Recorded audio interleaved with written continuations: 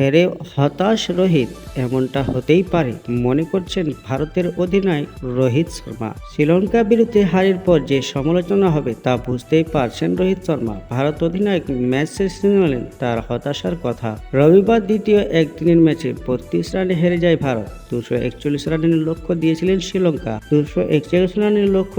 শ্রীলঙ্কা। ভারতের ইনিংস শেষ হয়ে যায় 208 রানে। একদিনের সিরিজে আর জেতা সম্ভব হবে না ভারতের পক্ষে। 3 ম্যাচের সিরিজের প্রথমটিতে টাই হয়েছে, দ্বিতীয় ম্যাচে হেরে গিয়েছে ভারত। রোহিত ম্যাচ শেষে বলেন, ম্যাচ হারলে যন্ত্রণা হয়, শুধু 10 ওভারে 6 উইকেট হারানো নয়, আমরা গোটা ম্যাচেই ধারাবাহিকতা দেখাতে ব্যর্থ হয়েছি। আমরা সকলেই হতাশ, তবে কোনো ম্যাচে এমনটা হতেও পারে।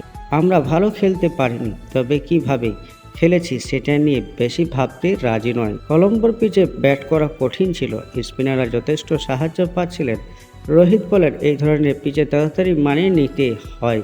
আমরা ভেবেছিলাম বাঁহাতি এবং ডানহাতি জুটি হলে স্ট্রাইক পরিবর্তন করা সহজ হবে, তবে জেফ্রে কৃতিত্ব দিতেই হবে।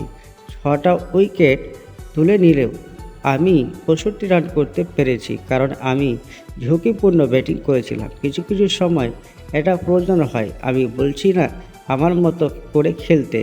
এই পিচে রান করা কঠিন, মাঝের ওভারে রান করা খুব সহজ ছিল না পাওয়ার প্লেতে, তাই ঝুঁকি নিতেই হতো। টি-20 সিরিজ জিতলেও একদিনের ম্যাচে সমস্যায় ভারত।